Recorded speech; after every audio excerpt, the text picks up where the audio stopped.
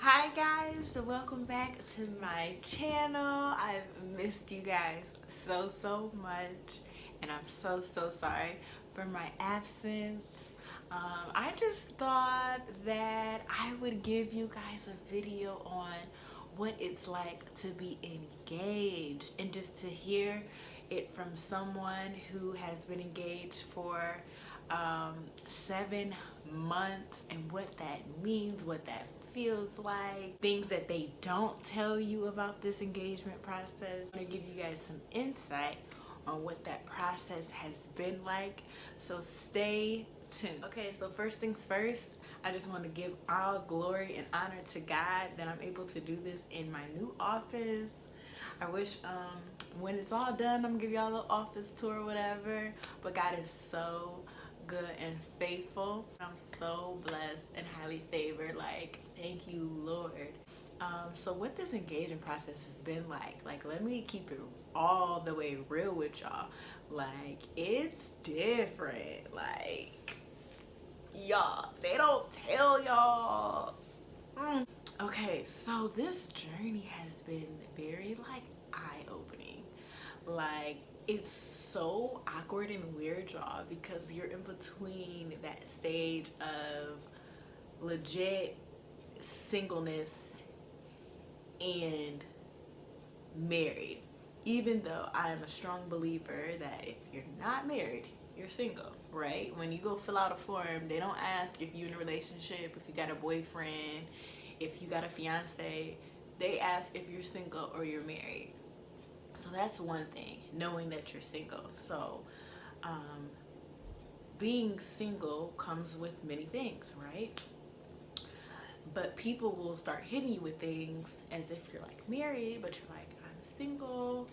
Um, Boom, let me think of an example. People will feel that they have these expectations of you, and like to do certain things, and you're like, I'm not married yet. Like, no, I can't take no vacation. No, I can't go there with y'all and these, like, come on, bruh. And I'm also, let me be real, I'm going to give you the perspective from someone who is a follower of Christ, which is my life. So there may be many things that I say that you're like, what? I never heard it like that. That's because, look, I am a true living walking Christian. So there's just certain things that I'm not doing until I'm married. So going on trips, absolutely not. There was a time when we did take a trip and where I would visit and stuff like that, but because of my walk with Christ, I'm not about to set myself up for the woozy. I'm not about to set myself up to be in that type of temptation, in that type of predicament, that my flesh is going to be tempted, especially now that I got a ring, y'all. Do you know how your flesh is going to want to do some things that you know good and well you should not be doing? And then you start thinking, well, I mean, I got the ring. See what I mean? And so it's also kind of like one of those things where now that I'm thinking about it, you know, because like when we get engaged, the man doesn't have a ring. So it doesn't like hit him, I feel like, the same as it does with a woman, because we got this ring on our finger, blah, blah, blah. Like, truth be told, why don't we just both get a ring when we're married? Because one, this kind of confuses some stuff. I'm not going to lie. Like, whoever came up with it, whatever. I get it, in marriage it symbolizes something, but engagement, what does it really symbolize? Like, oh, that you're committed? Like, I don't know. It's just kind of like really weird. Anywho, okay. Sorry. My mind is everywhere, as you can see. Like, I'm sorry. So then you also get people who you can genuinely tell, like, they're really excited for you. But then you get people who want to act like they're excited for you, and you know they're really not, and they're even like smiling in your face, but you can sense that they're either like jealous or maybe envious because you have a ring and they don't, And this could be because I have the gift of discernment. So this might not be for everybody to be able to sense this, but I can sense it, and it like makes my heart sad, because it's like, sis, like, I want you to be married too. I want you to get engaged too. Like, and then you also deal with those who you thought would be happy for you, but they're not. You haven't heard from them. You haven't got a call, a text, nothing from them. So it opens your eyes, because you're like, oh my gosh, like, the people I thought would be like really happy for me really aren't, or maybe they just don't know how to show it. But jealousy and envy, it's a real thing, y'all. And until you're in a situation and then you feel it, you're like, oh my gosh, like, God, can this just be done with? Because I don't want people to be jealous and envious of me. Like, I want everybody to eat. You feel me? I want everybody to feel this. But the truth of the matter is, not everybody is going to feel it. Some people are in their 50s and 60s and still waiting to get married.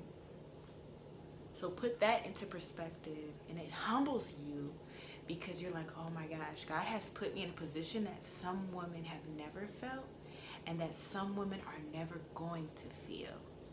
And it is so humbling to be in this position. Like, it makes me just want to like sit back and like cross my hands and just let this whole process just like kind of pass by. You may notice I don't do too many posts about like, I'm engaged. Like, I did in the beginning, but as you see in this process, like, you haven't seen much engagement photos for real. You will closer to the date or whatever, but throughout the process, because I don't want to keep putting like fuel on a fire that people are already having. Like, if there's envy and jealousy already there, why keep throwing gasoline on that thing and blowing it up? And then before you know it, they hate you, and they secretly hating you, and you don't even know it. So I don't want to ever make some people like covet what I have, because I know what I have is truly nothing but God. And I'm so thankful. And at the same time, I'm not going to allow that hate or jealousy or whatever to not make me enjoy my process, you know? So going to bridal shows, having the experience, you know, I still want to showcase those good things to people, to say like, you know, this life is fun. But it also is weird, because you're like, well, what if nothing comes of this? What if we don't make it to our wedding day? What if, you know, we don't make it?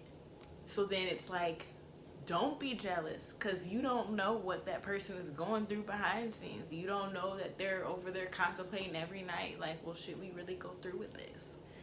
And yeah, you just don't know. So don't even fall victim to people's pictures of their engagement photos, all this and that. Like, there's been so many engagements, things and stuff like that that's just been called off. So yeah, when you're in this predicament, it's like, God, can we wrap this on up? Because people looking at my finger, and people I thought was here for me ain't really here for me. And some people show up and they here for you more than the people that you thought was going to be there for you. So it just, again, it's eye-opening. That's all I can really say as far as that goes. But I just wanted to shed light on that as well. It's very real, and a lot of people don't talk about that. You just see like the glitz and glam of it, like, I'm engaged, just that, but you don't know the behind the scenes. You don't know that the families behind the scenes is not getting along. You don't know that the girl is working now 3 jobs to be able to afford this wedding, and to even produce those pictures that you saw that cost $500. You don't see the work behind it to be able to display those things. So if you are truly a Christian, pray for your brothers and sisters who are engaged, that they will make it. Pray for them through the process. Please pray for me and Alex. Please cover us and keep us lifted in prayer. If you can't do nothing else for us, just pray for us. That is all I ask. Thankfully, this process has been a very peaceful one. I haven't had any issues, any bridesmaids issues, any just random drama. Like, Everything has been very smooth sailing, and I know that it's nothing but the grace of God. And it shows that when you do things on His timetable, and when you just give it to God and you release it, He will take care of that thing for you. And so because I trust Him, I'm not worried about my wedding. It's going to happen regardless. Whether it's up to par as I want or not, it's going to happen. And I'm going to be content with whatever the result is. I want everybody to just know how it feels to have someone get on their knee and to say, like, I choose you, I want you. But listen, above all that, God chose you. God wants you. I wish I could tell every woman that I meet and every girl that I'm close with, like, your man is coming and you're going to get married. That's not the case for everybody. And so there's times where I've had to reserve my tongue and be like, Christina, like, you don't know that. Like, God may have them be single and that it's a blessing to be single. You know, it's so crazy when it hits you and you realize everybody is not meant to be married and everybody is not going to be married. And you know how the Bible talks about He wants to give us the desires of our hearts. Well, sometimes He knows what's better for us. Some people, and I've met some people, and I can tell, like, sis, you meant to be single. Like, you ain't ready for no marriage. You just want a man, or you just want somebody to lay up with or have sex with, but you don't want a husband. And what comes with marriage, submission and all of that. Like, some women you can know off bat, like, and those be the ones that stay there on their like fourth marriage. I know some people personally, they've been divorced 4 times, and it's like, sis, you know at heart you meant to be single. You can't do anything that your man asks you to do, not one thing. So you gotta know yourself. Also in this process, let me tell you, then you get people who, you know, it's really weird because you got a lot of people that say like, oh, I want to help you, and then it's like, okay, where are y'all at? Or if you need anything, let me know. Okay, well, that's really broad. Like, tell me what your gift is and let me try to utilize you in your gift. Because by you just saying like, oh, I can help you, does that mean financially? Does that mean spiritually, mentally? Does that mean like doing wedding stuff? Like, there's got to be some way that people can really narrow it in. And so being in this process, I now know from the outside, if someone gets engaged, I'm going to be very direct on like what I can help them on based off my gifting, or what I can do with my time or my money or resources, who I know, who they can connect with, whether I know a decorator, whether I know a good person who can sing at your event. You know, it's certain things like that. Like, that's how you truly help a person who is engaged. So for anybody who's out there who's trying to help a sister out, just let me know. Be detailed with how you want to help me, and I will love you all the more. Like, that will be so amazing. I also created a registry, so if you do want to bless my Amazon, you're gonna get that information so you can be a blessing if you'd like to be to this union. Also, I definitely have people and they're like, you know, like, when is he gonna go be on your like channel and all of that? When we're married, that's when. Because look, we're just engaged right now. What if this whole thing just ends? You know, what if this engagement ends and then I didn't introduce them to all of y'all? Y'all done got all emotionally attached and all of that. And what if it ends? Like, and I don't want to speak anything, and I don't want to operate out of that. But I see it so many times where people get so attached to the YouTube couples, and then something happens, and then, oh my gosh, like, no, I want to bring him on this channel when we are truly committed under marriage. He can leave me at any given second, because guess what? We're engaged. we're not married. I can leave him any second. Guess what? We're engaged. We're not married. And so that's the difference too when you're in this engagement versus marriage. Engagement, the door is right there and I can leave it at any second. He could leave it at any second. In marriage, you're locked in, right? And so learning to be in a mind frame where it's like, I'm not locked in yet. I'm still free, but yet I still want to get there. So it's also kind of like I'm in this weird awkward stage of like training my brain to try to submit, even though I'm not under a covenant yet. So it's like really awkward. Like I can't describe it. Then just as a woman, you kind of feel bad in a way when you see your sisters who are single. And I'm not talking like single as in they got a boyfriend. I'm talking single as in they have no man in sight. So I want to speak onto the perspective of that. For that, and I know many great women, and they're like, I don't know when God will send my husband, and this and that.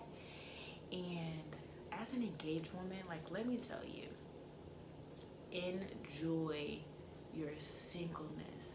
Enjoy it, love it, cherish it. You don't know how many people who are married would love to be single. They would love it. Let me tell you, as a counselor, I have so many married people who wish they could go back and be single. Because marriage is hard work. And when you're not willing to do the work, or when one gives up, and when it feels like all hope and love is gone, a lot of people are suffering in silence in regards to it, because a lot of people are so ashamed to talk about their struggles and their hardships, or maybe just dealing with infidelity in their marriage, or there's so many things that come with it. But truly enjoy your singleness, because let me tell you, I know that I did.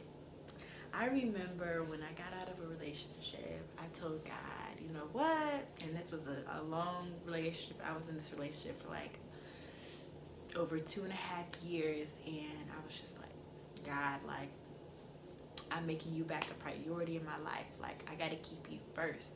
And that is what I did. I chose to keep him first. Again, it was a choice.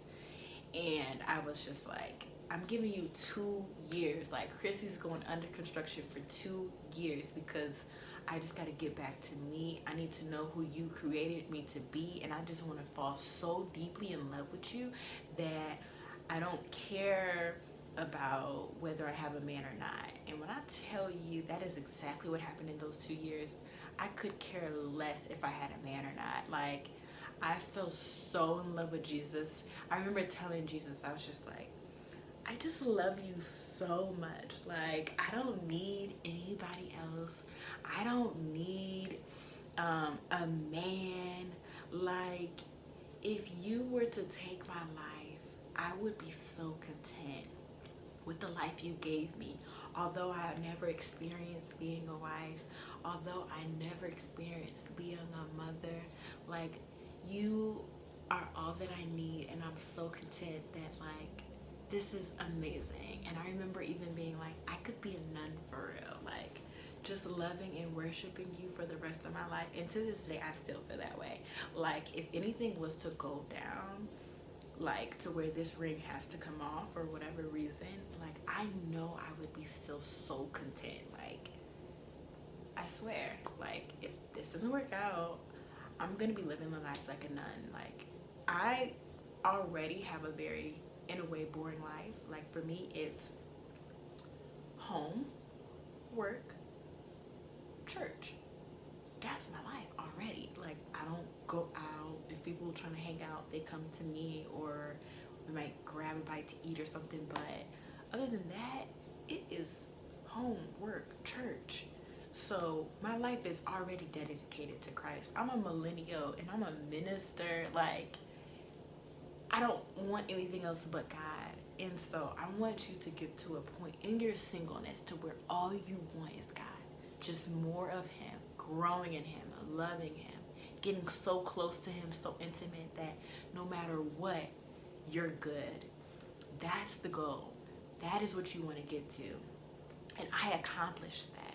So even though I have an amazing man, I have this man that I look forward to marrying one day, although I have that, it's not like this.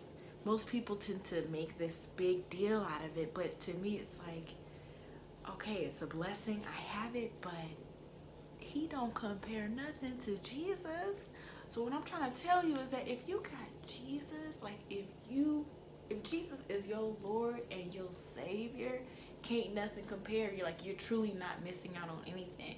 The only thing you might be missing out on is like, well, you're gonna be having sex when you're married and all that. Like, yeah, that's a physical desire, but my flesh is killed. So though I have that desire, and even it's weird because yes, I'm in this engagement stage. So no, we're not having sex. Like, he's not my husband. So just like you're not having sex, I'm not having sex. Some people think like, oh, I got the ring, so I mean, we close enough, so I'm about to do what I can do, and we're just gonna just hurry this process up. And some people, they even get married and then have their wedding way later just so they can have the sex. I'm not pressed about sex. He's not pressed about sex. It's not a big deal, because if you make it a big deal, it'll be a big deal. But I challenge you to kill your flesh. Kill your flesh. This is the time where you can be killing your flesh, learning how to fight temptations, knowing how to not answer that phone late at night when you know that you know why he hitting you up, why he want to Netflix and chill. Like, girl, be real with yourself, know your limits, set your boundaries.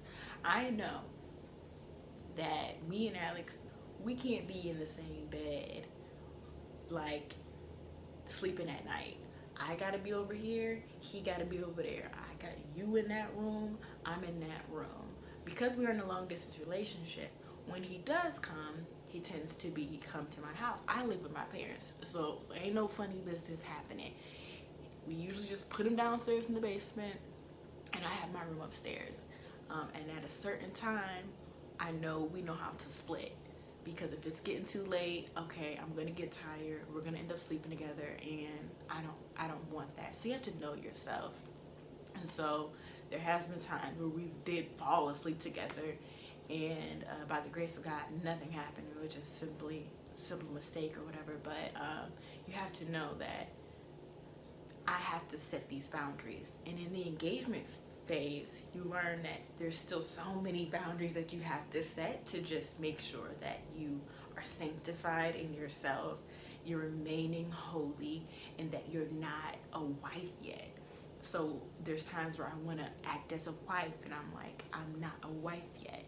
I'm sure there's times where he wants to act as a husband and be my provider and all of those things, but he's not my husband yet, so he doesn't have to do those things. So again, in that engagement phase, it's just like awkward. Okay, like, you're not my husband, you're not my wife, but like, we're working towards that. But I'm still single, which means at any given time, I can just leave, I'm out, I can call this thing off. So yeah, it's just really like a lot of like unknownness.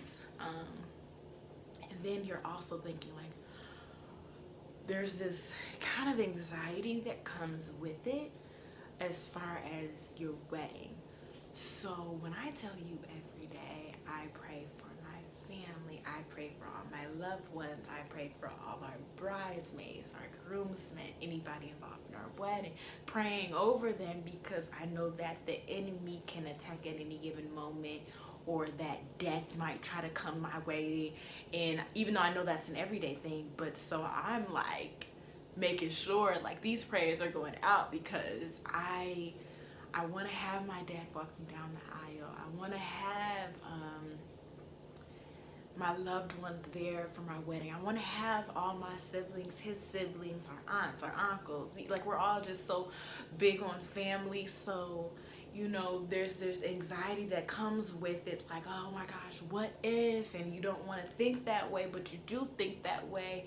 And so it becomes a very sensitive time, it feels like. And so when I tell you that I stay prayed up, like when I was single, I thought I was praying, but now that I'm engaged, I'm like really prayed up, especially because we know when we're getting married, you know, having a date, it puts things into perspective to where it's like, okay, it's the timeline, things are winding down. And so, yeah, I'm just keep that there. Also, being engaged, when you have a date, which we do, when you have a date, it's like, oh, this is serious.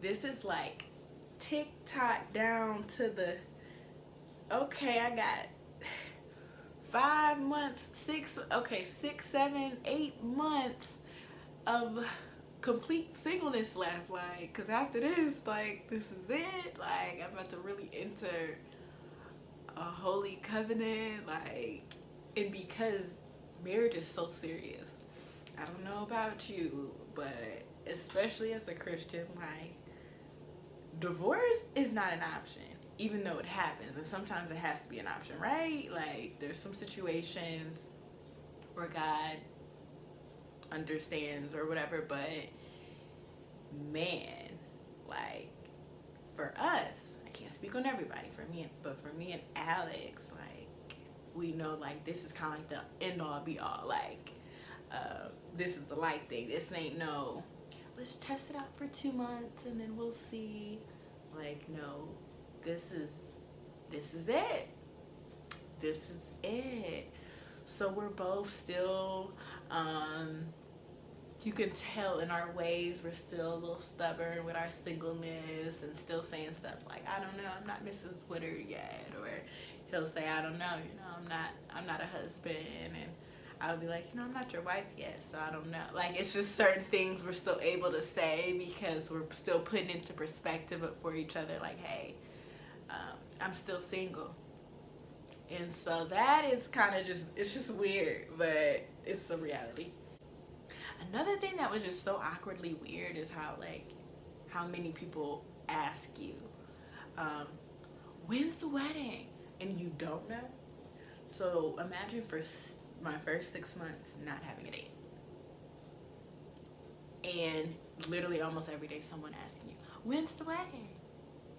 And you're like, I don't know. And when I do know, you'll know, or when I make the announcement.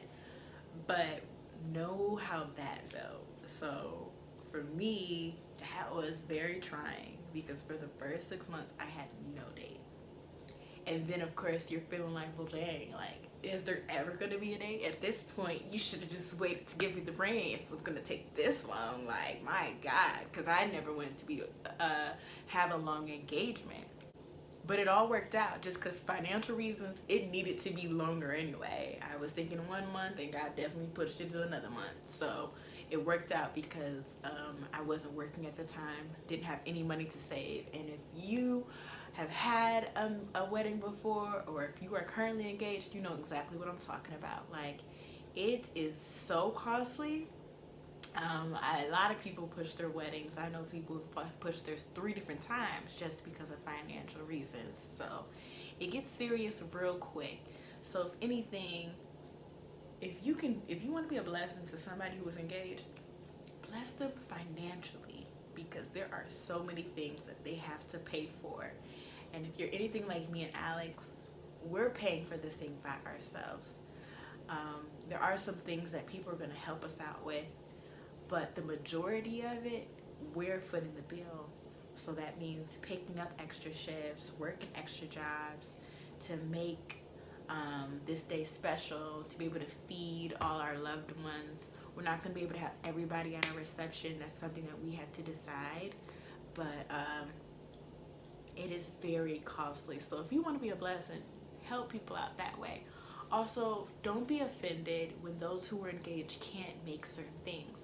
They're on a very tight budget, a budget you can't even fathom. So if you want to go out somewhere, invite them and treat them. Don't just invite them. Like, be like, oh, I got you. I know you planning for a whole wedding, so, you know, I got you. Like, be mindful of even just inviting them to certain places that cost. Like, so say you want to go-kart racing and you know it's $30 for 2 hours or something like that. Like, this stuff can add up. So imagine trying to do all these regular everyday birthday parties and events and traveling with your friends and all that. Like, that gets cut out for real. Some people are still able to do it, but if you're in a situation like me, I had to look at my budget and cut all that out. So no, I can't go out to eat. No, I can't make it to the dinner parties. No, I can't make it to birthday events unless these things are free. I am there, but if there's a cost to it, I have to say no. And so it puts you in a very weird space when you're engaged, because you want to do so much, but your budget is like, girl, bye. Like, have a seat and learn to be humble and learn to say no. And it's tough. It's also tough because I'm a giver. So when I'm going to baby showers, wedding showers, like, I want to give, but if I don't have it to give, it's so humbling, because God has now placed me in a season to where he says, I want you to receive. And I'm going to do a video on that later. But that has been very humbling, to learn how to be in a position to now receive, because I've given for so many years and God's now forced me to be like, no, it's your time to receive. It's your time. You're the one getting married now.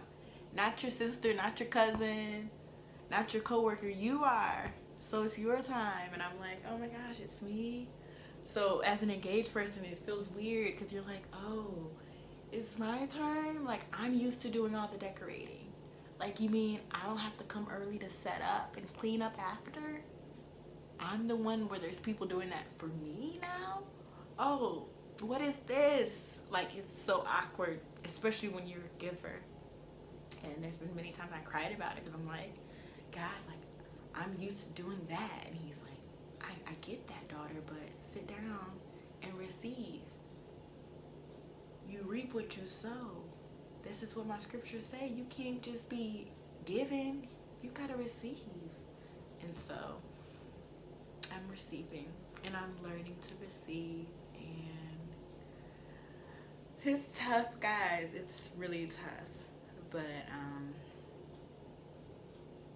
a blessing. So yeah, those are just some things that I just wanted to share that were on my heart, and hopefully it gives you insight as to how this engagement life is, this awkward in between stage, because you're not married, but then people kind of act like you're married, but you're like, I'm single, and you know that you're single, and then other people kind of know but they don't know. It is so freaking awkward, and it's kind of like you get in the space where you're just like, I just want this to be over with. Like, come on, wedding, please, like, come on. And then people asking like, well, how's the planning? And if you're in a situation like me, all the planning is done. Like, I'm a planner by heart, so like, planning's done. All I need is money. So again, if you want to be a blessing, just give me some money. CashApp, I'll put all that below, because I'm in a position to learn how to receive. So if you want to bless the girl, CashApp me. And even when I tell you $1 is a great gift, $1 is a great gift. That's how you know you low, when $1 is a great gift. Don't think there's one thing that is too small to give someone when they are going through something like this. Okay? Even when a person is when I tell you a funeral, when they be putting them GoFundMe's and all that, even $1, I am so sure that they are so thankful for that. So yeah, let me end this here. I love y'all. Thank you for watching this video and tuning in. More to come, and I will see you guys next time. Bye, loves.